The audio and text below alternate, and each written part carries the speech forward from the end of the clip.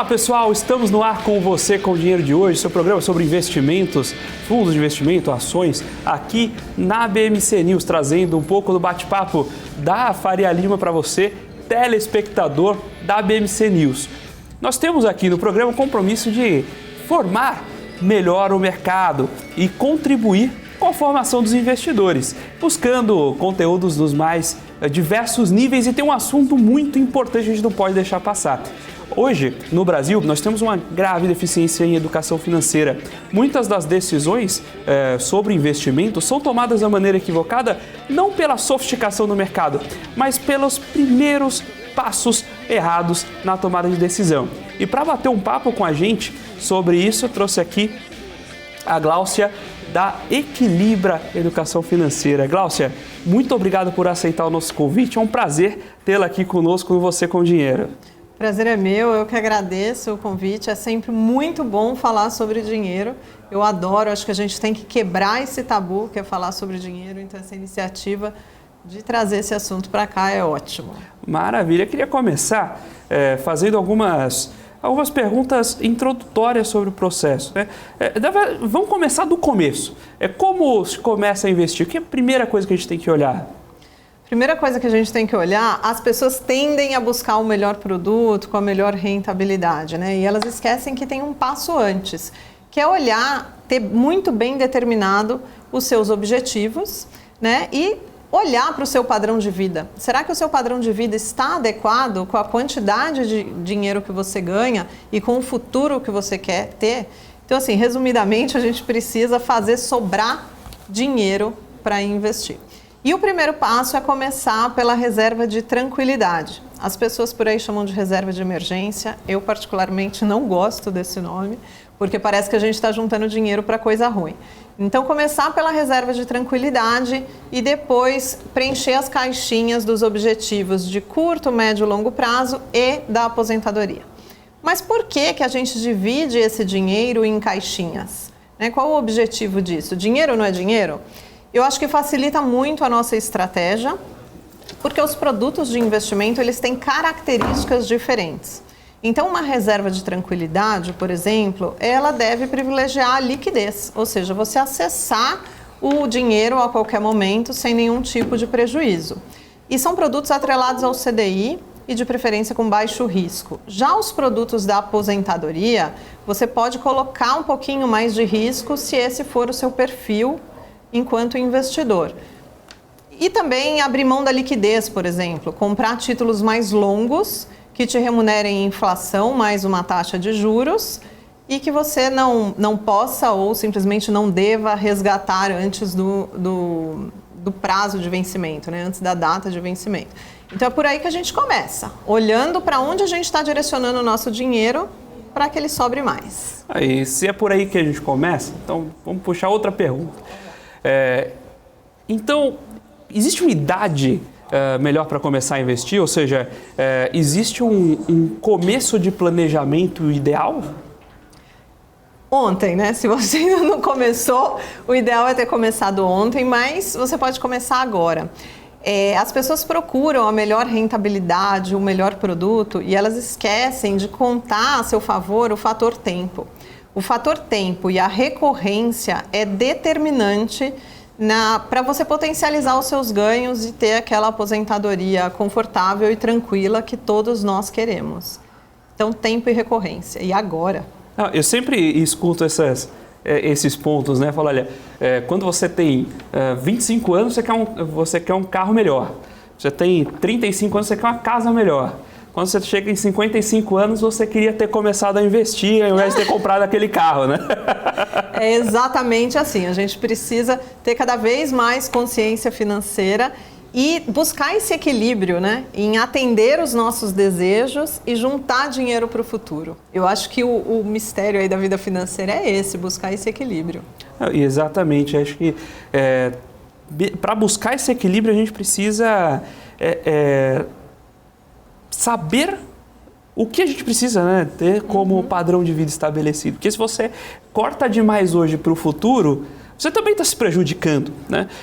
Por outro lado, se você gasta tudo que tem hoje e não pensa no amanhã, você acaba caindo nessa situação, nessa cilada de só descobrir que você precisava ter juntado o dinheiro quando você já não tem mais como, tem mais tempo para isso, né? E como você tem uma dica aí para saber justamente como se preparar para a aposentadoria, quais produtos, os produtos são secundários, mas como se planejar para ter o montante correto, para chegar numa aposentadoria tranquila? Sim, eu tenho. Quando a gente pensa em aposentadoria, o primeiro produto que vem à cabeça é a previdência privada, né?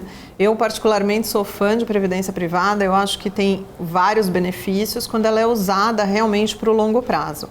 Recentemente, o governo lançou, esse mês, o governo lançou um título novo chamado Renda Mais, que eu acho que vai facilitar muito a nossa vida, porque ele transforma tudo que você investiu, mais a rentabilidade, ele vai transformar em renda no período de 20 anos, a partir de uma determinada data. Atualmente são 8 opções de data para receber esse dinheiro. Então, você já está planejando a sua aposentadoria com o mínimo de esforço, né?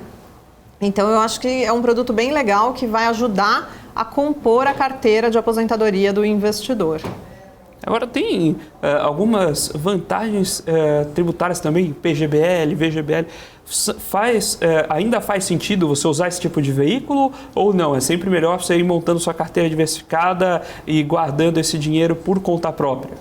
Eu acho que os dois caminhos são válidos, né? Tanto no PGBL quanto no VGBL, é o investidor que escolhe o tipo de tributação. Então, você pode optar pela alíquota regressiva e chegar em 10% de imposto. Então, quando você compara esses 10% com os demais produtos que são tributados, ele tem uma alíquota menor, né? Do que a menor alíquota de 15% aí dos renda fixas. Mas eu acho que a grande vantagem da Previdência, que eu acho que faz sentido compor o portfólio das pessoas, é a questão da sucessão. Né? Então é um produto excelente pensando em sucessão, porque não entra em inventário. E esse fato de não entrar em inventário, você tem uma economia grande, né?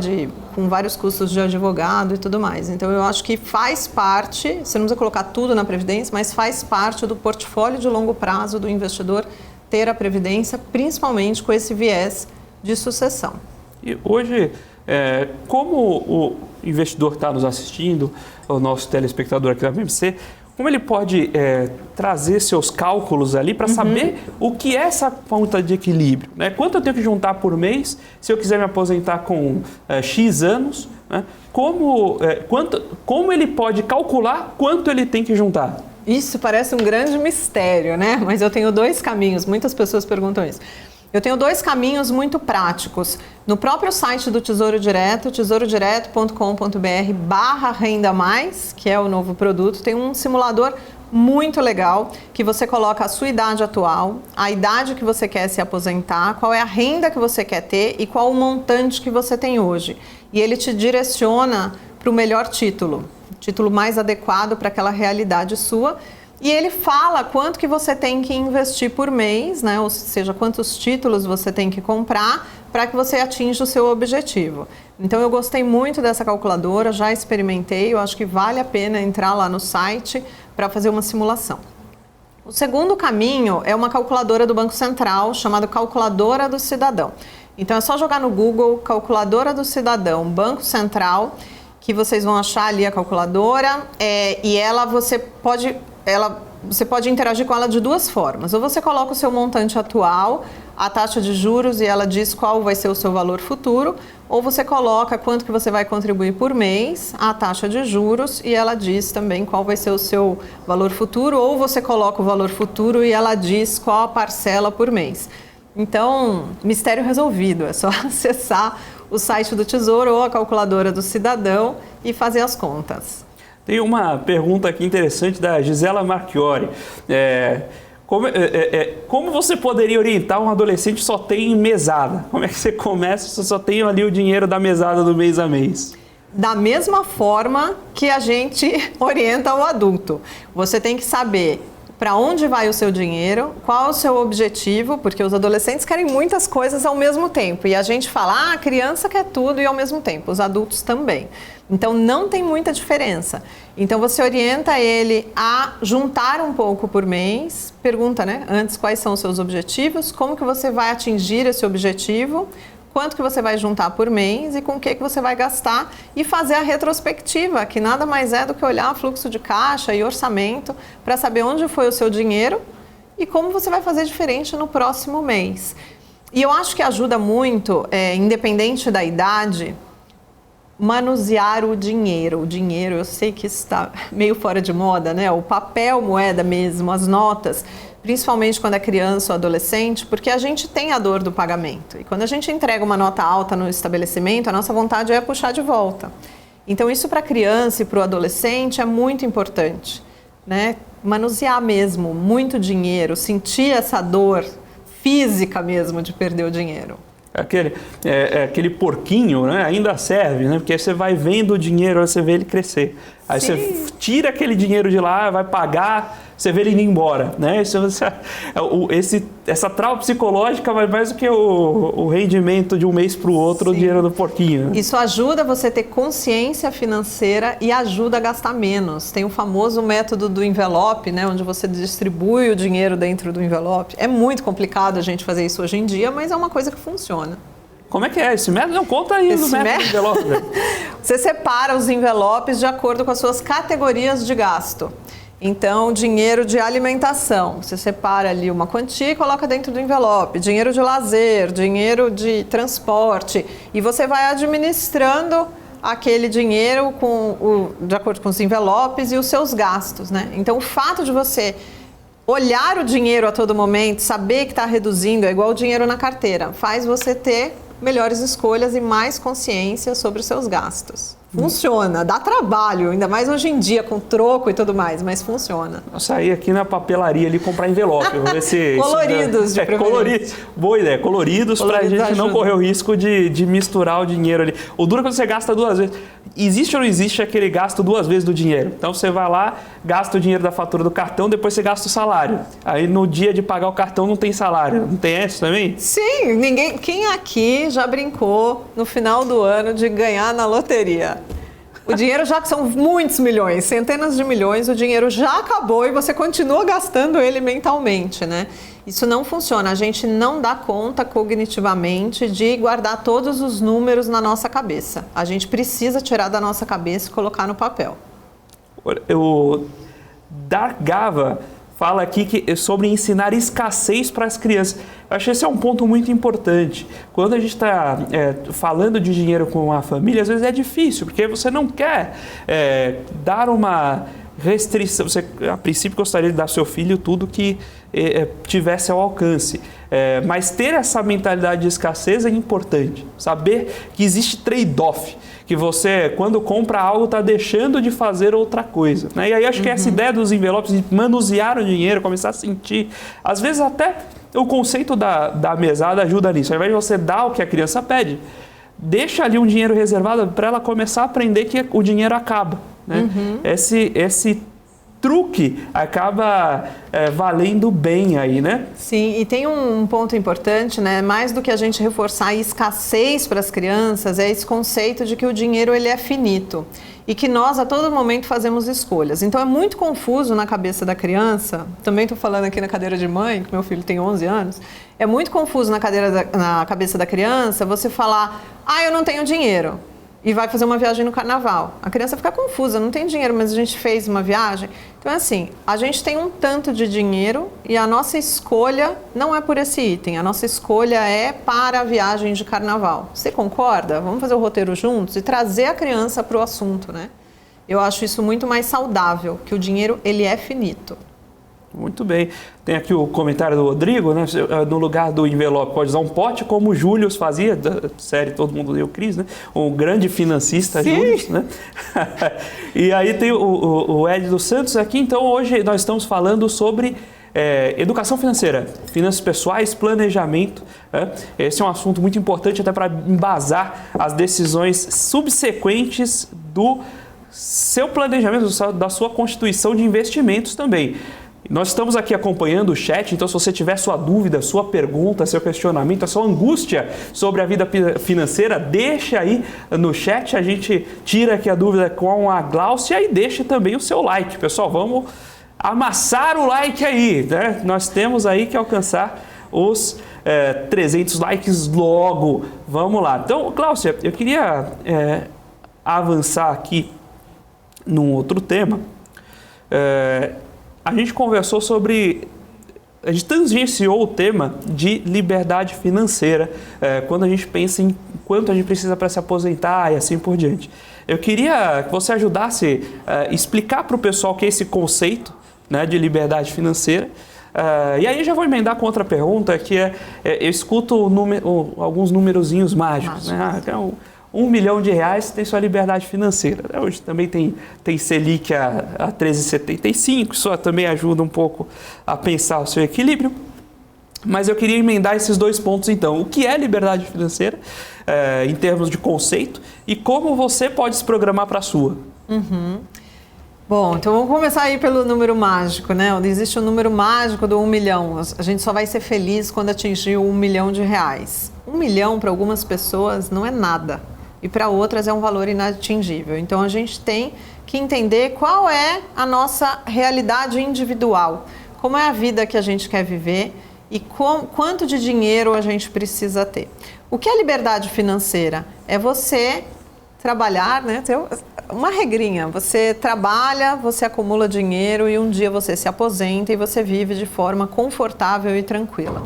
O que é confortável e tranquilo para mim pode não ser para você, telespectador, e vice-versa. Então cada um tem que saber a sua realidade, qual é a vida que você quer viver. O que não dá é para a gente adiar a nossa felicidade, né? Só vou ser feliz quando eu tiver 1 milhão, eu só vou ser feliz quando eu me aposentar, eu só vou ser feliz quando eu tiver um aumento de salário. A gente tem que ser feliz também hoje e agora, dentro da nossa realidade.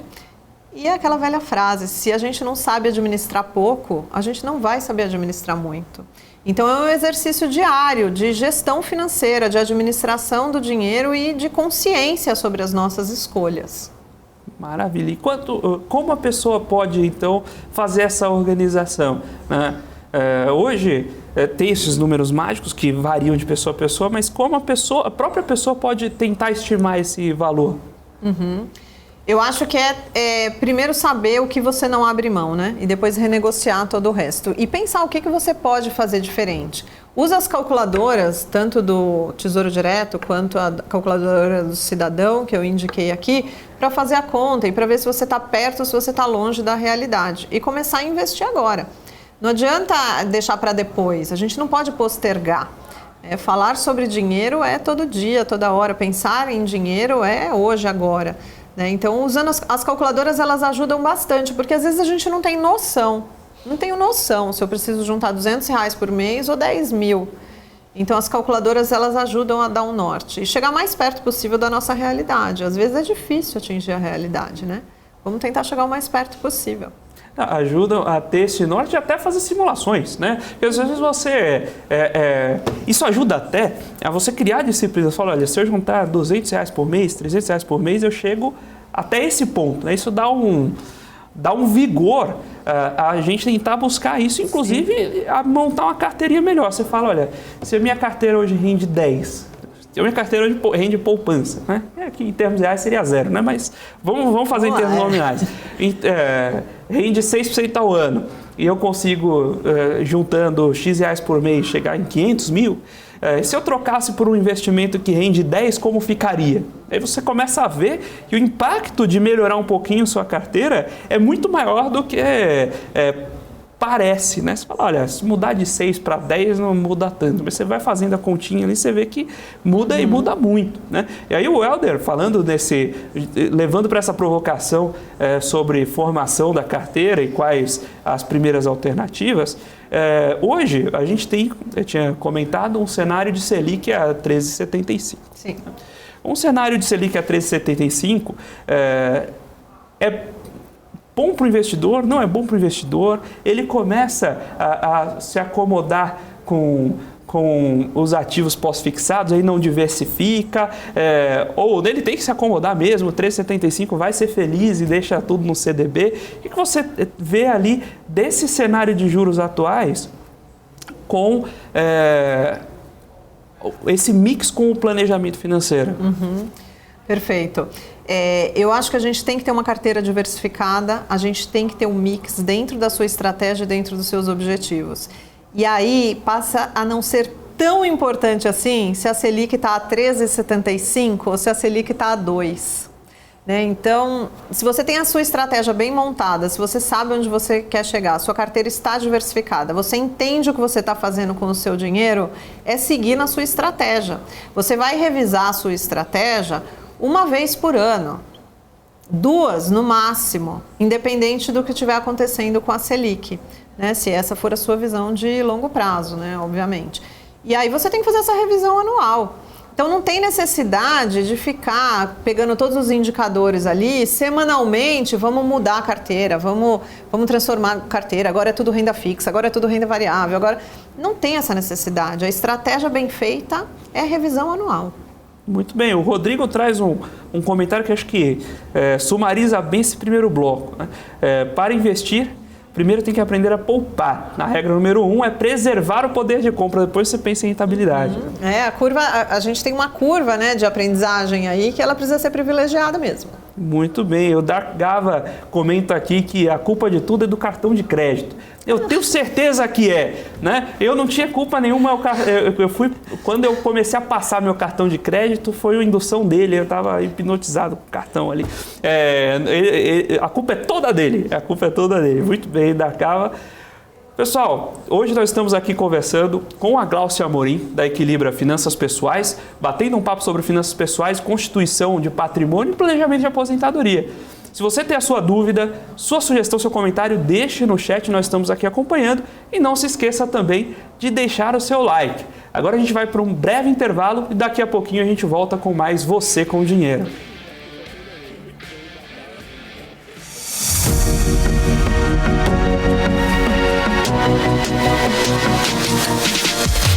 BMC News, informação que gera valor. As empresas que fazem parte do seu dia a dia estão em uma das maiores bolsas do mundo, a Nasdaq. E a boa notícia é que você pode investir nessas empresas diretamente pela Avenue, sua corretora nos Estados Unidos. Com os dados das ações dos Estados Unidos fornecidos pela Nasdaq em tempo real, o cliente Avenue pode acessar diretamente as maiores bolsas do mercado americano. Entre neste mercado de tecnologia e inovação. Acesse avenue.com.br/Nasdaq e seja bem-vindo ao mercado global.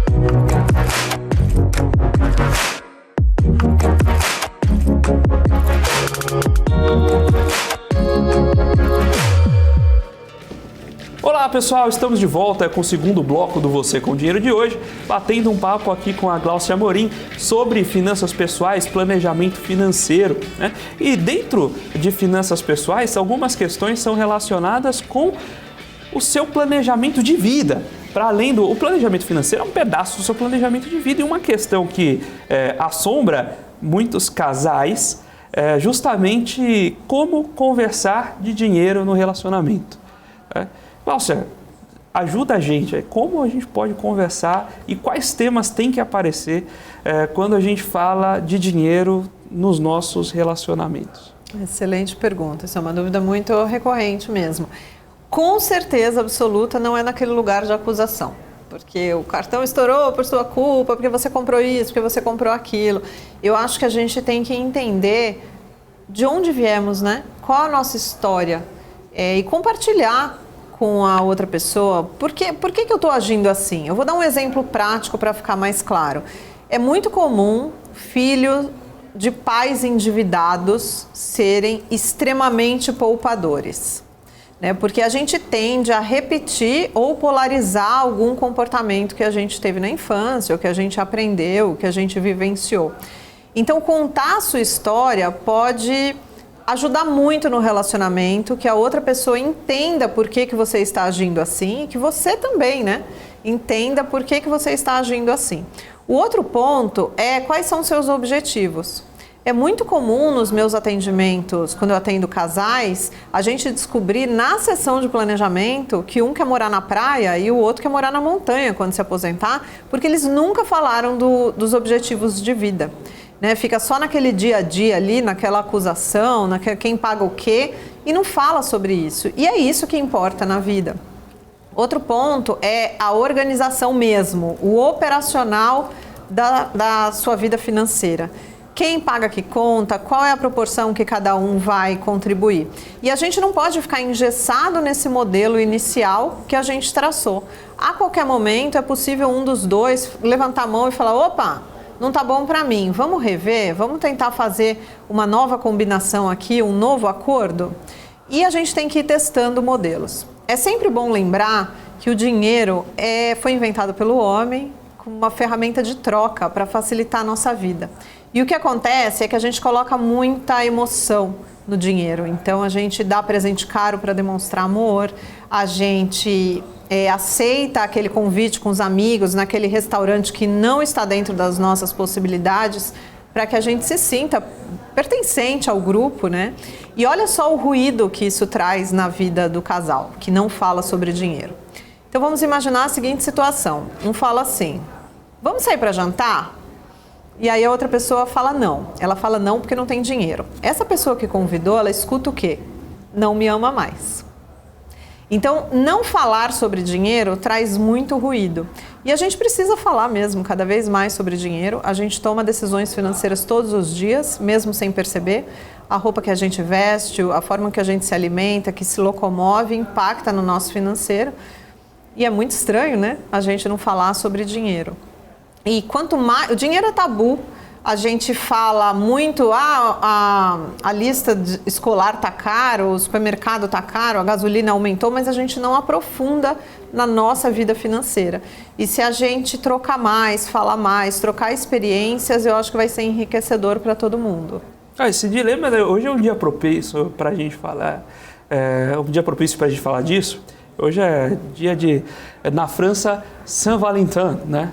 E aí as pessoas estão indo passar Saint-Valentin, ao invés de um bom vinho francês, estão indo passar no McDonald's, né? Porque, de fato, isso impacta seus relacionamentos, mas é muito melhor você ser franco e passar né, esse momento com a pessoa que você gosta, enfim, num lugar mais barato do que ir num lugar caro, arrumar uma briga e não ter mais e passar o próximo São Valentim sozinho. E ficar pensando, né? Como que eu vou pagar essa conta? Como que eu vou pagar essa conta? Você tá ali comendo, você não aproveita o prato. Você tá tomando o vinho francês pensando em lavar o prato depois. Eu acho que, de novo, né, essa questão do dinheiro, não ser o dinheiro pelo dinheiro, mas o dinheiro está ali, você tenta conquistar o dinheiro para garantir experiências, né? Para garantir o que ele compra. Se ele está te comprando mais dor de cabeça para conquistar do que o benefício do que você vai comprar com ele depois, isso não faz sentido, né?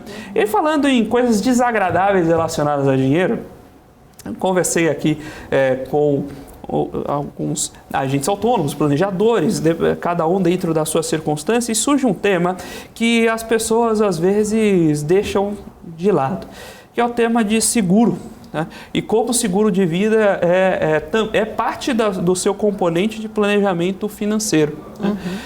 O que você acha sobre o seguro de vida? Todo mundo precisa ter seguro de vida? Como é que funciona isso? Qual a sua ótica sobre o seguro especialmente seguro de vida, dentro do planejamento financeiro? Perfeito.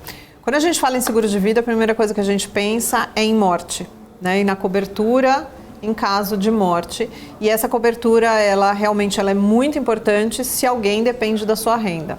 Mas a gente deixa de pensar nas demais coberturas, como por exemplo, são muitas coberturas, eu vou trazer aqui algumas, como por exemplo a invalidez, seja temporária ou permanente. Então, se você não tem ninguém dependendo da sua renda, você precisa ter um seguro de vida pensando na invalidez permanente ou temporária. Se você é, por exemplo, um autônomo, vou dar um exemplo aqui de um médico, e você quebra a ponta do seu dedinho, então a gente não precisa pensar em grandes tragédias. Você fica impossibilitado de trabalhar, você tem aquela cobertura chamada DIT, né? É diária por incapacidade temporária, onde você vai receber uma renda durante o tempo que você está afastado. Resumidamente, todo mundo precisa ter previdência.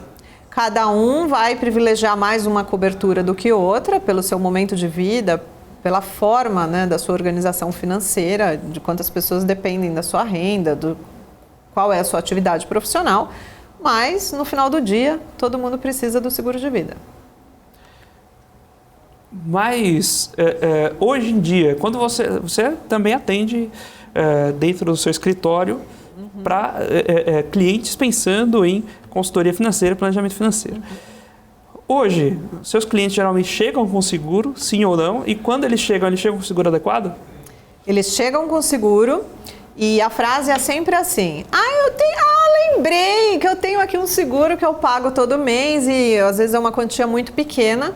E a primeira pergunta que eu faço antes de analisar o seguro é: por que você tem esse seguro? E eu escuto respostas assim muito vagas. Eu tenho, não sei, meu pai sempre teve seguro de vida, então eu resolvi ter também. Não sei, cheguei no banco, o gerente falou: como você não tem um seguro de vida? Todo mundo tem um seguro de vida e eu resolvi fazer. Então, nessas condições, as coberturas não são adequadas. A gente precisa readequar as coberturas, né? Fazer as continhas de quanto que precisa em cada cobertura para fazer o seguro adequado. Então, isso é muito comum. O Ed dos Santos aqui tem até uma sugestão interessante, né? Tem que trocar o nome de seguro de vida, né? Dá um nome, outro nome, ótimo. Dá um nome mais agradável, né? Porque, poxa, você fez esse seguro de vida, você já só pensa que o seguro serve para a morte. Se o seguro serve para quando você vai morrer, provavelmente você não vai usar o seguro. Então ninguém quer fazer. A reserva de emergência, que eu troquei o nome para reserva de tranquilidade, e muitos educadores e planejadores financeiros fizeram o mesmo. Senão parece que coisa ruim vai acontecer. Exato, porque você não quer ter reserva de emergência. Você não quer ter emergência. Então, qual é o seu prazer em juntar reserva de emergência? Tem razão. Adorei a sugestão. O Rodrigo aqui está falando, né? Seguro é algo que você tem que pôr na conta do planejamento. Né? E o Maicon traz uma pergunta interessante. Mesmo para quem está aposentado, vale a pena ter seguro de vida? Sim, fazer um novo talvez não seja tão adequado. Aí vai ser caso a caso, porque o seguro pode custar muito caro se o seguro aceitar, né, essa nova proposta. Caso já tenha há muito tempo, eu acho que vale a pena continuar, principalmente a gente volta naquela questão, se alguém depende da sua renda. E aí precisa analisar caso a caso para ver a composição do patrimônio da pessoa, se alguém depende da renda e etc. O Hiker, eu espero estar pronunciando certo, o Hiker, acho que ele é de jiu-jitsu, Hiker Gil, né? Ele fala aqui que podia trocar o nome para seguro de morte. Mas aí acho que fica mais... Podia ser seguro de renda, né? Você protege a sua renda, né? Proteção das pessoas amadas, proteja as pessoas queridas. Exato, esse branding do seguro de vida. Seguro emocional, tem que colocar uma emoção aí, né? Mas o branding que o pessoal está usando não está legal. Realmente, o pessoal só pensa em vida e morte, é meio complicado. Tem um pessoal aqui comentando sobre a meta, né, da sua liberdade financeira, e falando em meta, está faltando aqui uma. O nosso like. Pessoal, cadê o like? A gente está com 299 likes aqui. Cadê o 300, pessoal? Marque ali o seu like 300. Seja o dono do like 300 do programa de hoje. Né? Queria avançar aqui com algumas outras perguntas, pegando um pouco da sua história também, né? Quem precisa buscar esse planejamento financeiro? Uma discussão que eu tenho puxado aqui com os convidados que muitas vezes o investidor tem na cabeça duas caixinhas. Ou eu invisto sozinho, ou eu busco um profissional para investir por mim. Né? Quando, na verdade, cada vez mais, ouvindo também, né, os convidados, eu tenho percebido que a ideia é você ter conhecimento suficiente para ajudar a criticar, a escolher e debater com o profissional. Né? Isso falta. Você acha que, poxa, eu vou perguntar para o gerente do banco, por exemplo, o que ele me falar, eu vou fazer. Isso eu acho que tem trazido uma complicação para o modelo de investimentos do investidor. Então, eu vou jogar essa pergunta para você, Glaucia.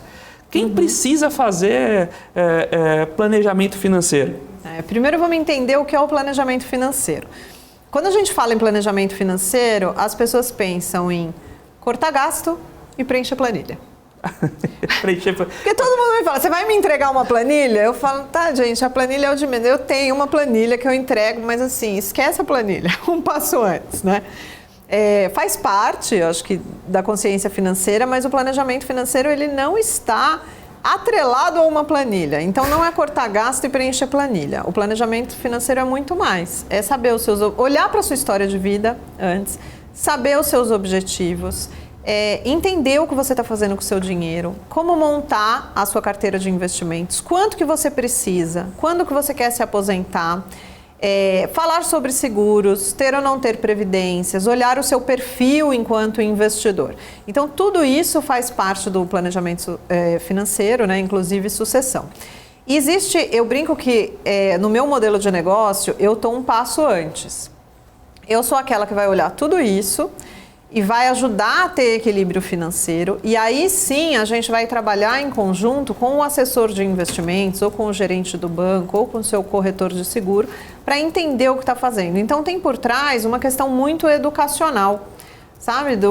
Você só pode investir o seu dinheiro onde você entende. Então é um trabalho ali a 4 mãos mesmo. Você precisa saber conversar, assim, as coisas mínimas que eu preciso saber para conseguir conversar com o meu assessor ou com o gerente do banco. Porque uma situação muito comum eu oriento o cliente, aí ele vai lá no especialista, né, seja o gerente do banco ou assessor de investimentos, faz a pergunta e volta para mim falando assim, eu fiz a pergunta, ele respondeu isso e eu não entendi nada. Então vamos começar a destrinchar, a gente precisa saber falar sobre dinheiro. O Ed dos Santos aqui comentou que a planilha geralmente é para quem ganha pouco, né, que você vai ter a preocupação maior com os custos. Na verdade, eu até, ao longo da vida, vi as pessoas de maior renda organizando suas planilhas. Assim como eu vejo pessoas com muita resistência. Eu, pessoalmente, fiz minha carreira em finanças, fui executivo financeiro de empresa, e toda vez que chegava a planilha da empresa, dava ali um arrepio. Nunca gostei de planilha. Não é gostoso. Não é gostoso. Por mais que eu ganhei minha vida fazendo planilha, mas dizer que é por prazer, não é. Então, de fato, a gente acaba criando essa resistência, né, quando a gente associa planejamento financeiro e planilha. Na verdade, acho que o ponto maior é até essa questão do bem-estar. Entender para que e quando você precisa do seu dinheiro, do seu envelope. Gostei da ideia do envelope. Devia separar no envelope, né? O envelope colorido funciona melhor. Eu acho que é melhor do que planilha, colorir a planilha. Talvez seja. O Rodrigo tem outro comentário aqui interessante, que uma coisa que ele percebeu nos últimos tempos, buscar fontes alternativas de renda. Isso está muito vinculado com o risco da renda, né? A gente sempre pensa em diversificar portfólio do ponto de vista de investimentos. Ter um pouquinho em ações, um pouquinho em renda fixa, porque se um cair, o outro... Só que a gente não pensa isso justamente no planejamento de renda, né? Você tem um emprego, perde o emprego e está sem nada. O que você acha dessa ideia, Glaucia? Extremamente válida. Ter diversas fontes de renda, e aí a gente precisa equilibrar a nossa quantidade de energia com o nosso tempo, com o trabalho, né? E eu acho que essa é a equação mais difícil, mas a ideia é muito boa. É a mesma coisa quando a pessoa está em desequilíbrio financeiro, que ela ainda não conseguiu buscar uma nova fonte de renda, porque às vezes uma das saídas não é cortar despesa, é gerar mais renda. Pode ser uma das saídas, a combinação dos dois, reduzir despesa e gerar renda, melhor ainda. Mas, minimamente, todo mundo tem em casa alguma coisa para desapegar. Né? Não é possível que só eu tenha coisa para desapegar, todo mundo tem. Então, até desapegar, começar a monetizar um hobby, eu acho que são ideias muito válidas. É um desafio, né? Com a escassez de tempo que a gente vive, mas é muito válido. Eu gosto dessa ideia. Muito bem. Hoje, a gente estava conversando antes de entrar no programa, um pouquinho da sua carreira. Você teve uma passagem por bancos, uma carreira longa em bancos, passou por seguradora, e você sempre teve, naturalmente, quando você está numa instituição dessa, você tem um público misto. Pessoas de maior poder aquisitivo, menor poder aquisitivo, homens, mulheres. O que você tem de percepção, diferença de perfil, especialmente o perfil de investimento de homens e mulheres? Perfeito. Eu trabalhei, né, no mercado financeiro na área de investimentos, eu trabalhava no private, assessorando pessoas físicas que têm ali um montante elevado de investimento, trabalhando na área comercial. Então, 95% da minha carteira ou mais eram homens. Né? Os homens, a gente vê que até hoje, isso vem mudando e eu fico muito feliz que isso está mudando, mas até hoje os homens tomam as decisões de investimento e de longo prazo. Eu acho que as mulheres ainda estão num lugar de muita insegurança para tomar essas decisões de longo prazo. As mulheres, elas estão mais acostumadas a fazer a gestão do curto prazo, a gestão do dia a dia, muitas fazem a gestão do lar, enfim, a gestão do dia a dia do casal, né? Eu ainda vejo muito essa divisão, apesar disso estar mudando. Mas as mulheres têm características diferentes dos homens, tem até uma pesquisa aí da B3, onde a gente tem na Bolsa de Valores 5 milhões de CPFs, as mulheres representam um pouco menos de 24% e a gente teve uma super comemoração que tivemos mais de 1 milhão de mulheres investindo na Bolsa. As mulheres costumam ter o ticket um pouco maior que o dos homens e as mulheres são mais conservadoras, elas giram menos a carteira e o resultado delas, diz a pesquisa, que são um pouco mais elevado que o dos homens, né? Eu acho que as mulheres demoram mais para a tomada de decisão, mas quando elas tomam, eu acho que é de forma mais confortável, isso faz com que elas girem menos a carteira. Isso é a pesquisa. A minha visão, Gláucia, é que ainda existe muita resistência realmente das mulheres tomarem as decisões, o que não faz sentido uma vez que as mulheres, né, a expectativa de vida das mulheres é maior que a dos homens. Então, se isso se confirmar, se a gente estiver falando de um casal, a mulher vai em algum momento tomar conta de toda essa vida financeira. E eu acho, na minha visão, que as mulheres pedem mais ajuda que os homens. As mulheres, elas estão mais abertas a falar, olha, me ensina, me ajuda, eu não sei nada sobre esse assunto. Então, são essas as diferenças que eu enxergo. Muito bem. Pessoal, hoje nós estamos batendo um papo aqui com a Gláucia Amorim, da Equilibra Finanças Pessoais, sobre planejamento financeiro, finanças pessoais e, por que não, sobre os seus objetivos com finanças e sua interligação com o pensamento sobre plano de família, plano de vida. Né? E agora a gente vai para um breve intervalo, daqui a pouquinho a gente volta com o terceiro e último bloco do Você com o Dinheiro de hoje. Até lá!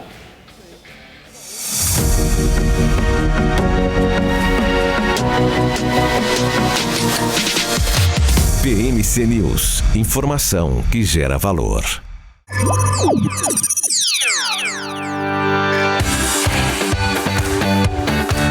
Aqui você pode negociar índices como DAX, Nasdaq e S&P 500 e commodities como soja, cobre, petróleo e café. Além de ações e ADRs das maiores empresas do mundo, como a BMW, Google, Apple, Netflix e Disney.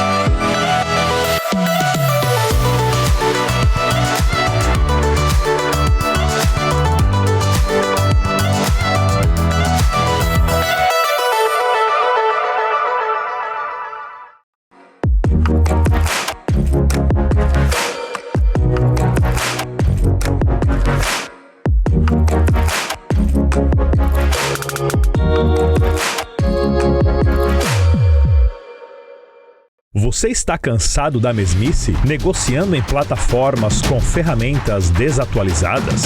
Falta variedade e funcionalidade?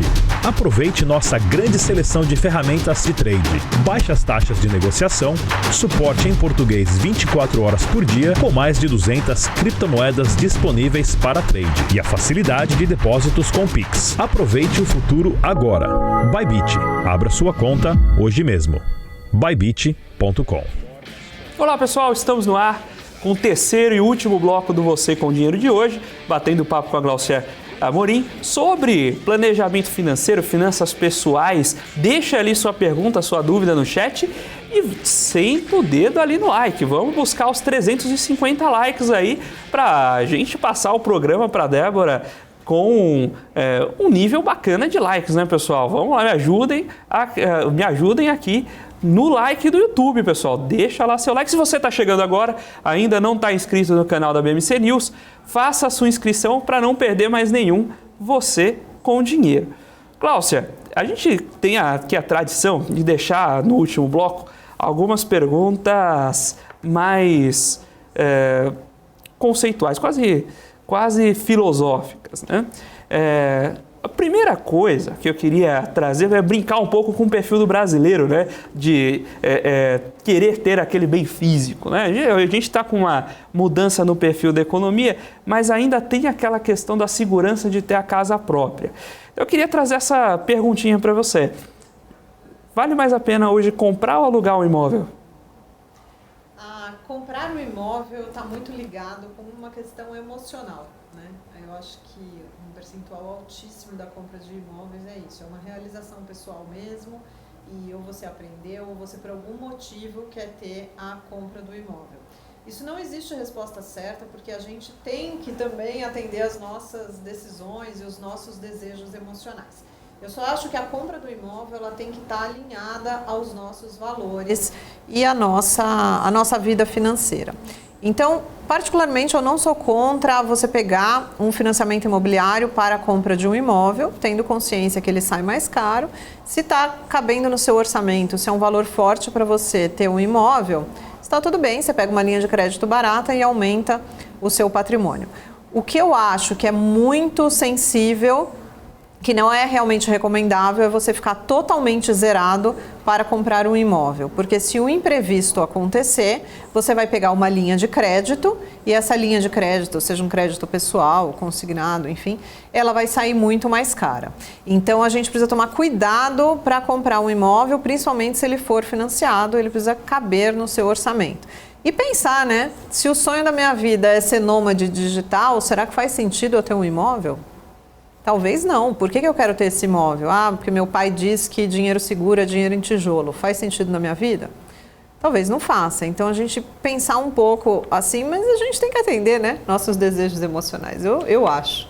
Às vezes, e aí de novo, o dinheiro é só uma quantificação, um número, né? Eventualmente, o bem-estar de você se sentir seguro em ter um imóvel vai para além da conta que a gente consegue fazer ali da rentabilidade, simplesmente, né? Então, de fato, é uma decisão. Do ponto de vista financeiro, a gente consegue sentar, fazer as contas, ver o que é mais vantajoso, mas tem um spread ali, um pedaço da curva de utilidade que está na emoção que a gente não consegue colocar no modelo a princípio, né? Sim. Agora, tem um outro ponto que todo mundo sabe que tem que gastar menos do que ganha, né? Se você passar na rua, esse princípio de finanças pessoais, eu tenho certeza que qualquer brasileiro sabe. Mas, ao mesmo tempo, tem um monte de brasileiro que vai lá e conta o limite do cheque especial como parte da renda, foge ao racional. Por que existe essa... Por que, embora a gente saiba racionalmente, se você parar e alguém te perguntar objetivamente se você deveria gastar menos do que ganha, todo mundo sabe a resposta, mas nem todo mundo age dessa forma? Porque somos todos Homer Simpson. Homer Simpson. E quem falou isso não fui eu, foi o Dan Ariely, que é um psicólogo, um dos grandes nomes em economia comportamental. E ele falou que somos todos Homer Simpson. O que ele quis dizer com isso? Que todos nós somos seres racionais, sabemos o que tem que ser feito, Mas a gente não faz, a gente deixa a nossa emoção passar na frente. Isso foi tema também do Nobel de Economia em 2002, com o Daniel Kahneman, um psicólogo. E sim, um psicólogo ganhou o Nobel de Economia, porque a contribuição dele foi mostrar que as nossas decisões são emocionais. A nossa tomada de decisão, segundo ele, tem 2 caminhos. O sistema 1, que é rápido, que é por associação, onde a gente não pensa muito, a gente simplesmente executa. E o nosso sistema 2, que ele é pensado, ponderado, racionalizado, né? A gente racionaliza essa decisão. Então, são essas 2 formas de tomar a decisão. E aí, você que está aí nos ouvindo vai falar, então já sei, vou passar todas as minhas decisões para o sistema 2. Só que um dos grandes objetivos do ser humano é economizar energia. Então, se todas as nossas decisões forem tomadas de forma ponderada, de forma racional, a gente, 7 horas da manhã, estaremos todos exaustos. Então, isso não é possível, mas a gente pode sim aumentar o volume do sistema 2 e diminuir do sistema 1 para algumas decisões, né? Então, a gente começar a tomar a decisão de forma mais consciente. Então, é por isso que existe esse gap, né? Entre a nossa ação e a nossa tomada de decisão. Muito bem, tem aqui o pessoal, o Gélio Luiz Barreto Barbosa. Parabéns a toda a super competente equipe da BBC News. Grande abraço, Gélio, que inclusive é o dono do Likes 300 de hoje. Tem aqui também o pessoal Anderson, falando que a gente não mandou ali um abraço para Macapá. Então, abraço mandado em Macapá. Forte abraço e Anderson, vamos lá, agora você pode dar o like 350 para completar o Gélio. Tem um pessoal comentando também sobre Ford, esse ano tá uma maravilha, né? Tá uma maravilha, hoje também teve um movimento importante aí no mercado.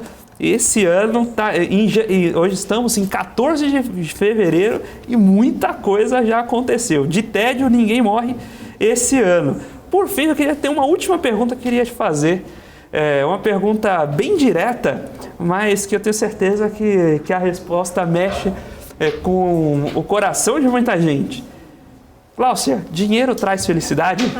Muito bom. Bom, que a falta de dinheiro traz falta de produtividade, angústia e etc., todo mundo sabe. Agora, quando eu lanço nas minhas redes sociais dinheiro traz felicidade, gera uma super polêmica.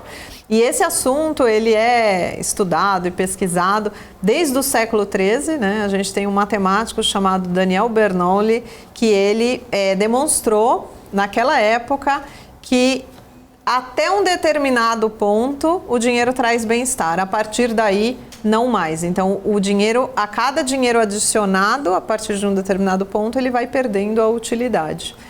E eu queria até contar uma história bem rapidinho que aconteceu comigo. Eu participei como ouvinte de uma reunião com um dos grandes empresários. Um grande empresário, e estava sendo apresentado um negócio. E ele falava, e o que eu ganho com isso? E a apresentação toda sendo pautada em lucro, né? No lucro daquele negócio. E ele falava, mas o que eu estou ganhando com isso? E chegou um determinado momento, ele falou, dinheiro eu já tenho.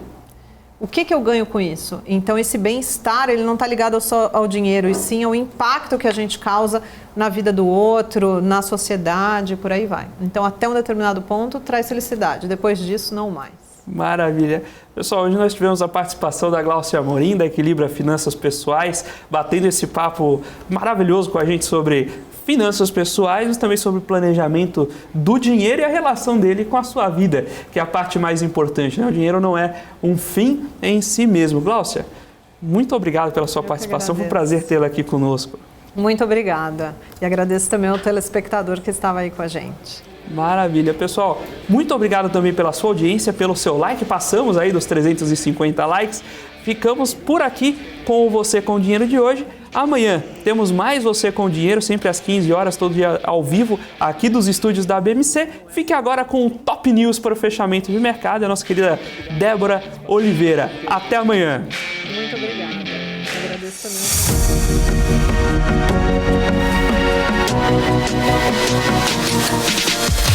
BMC News, informação que gera valor.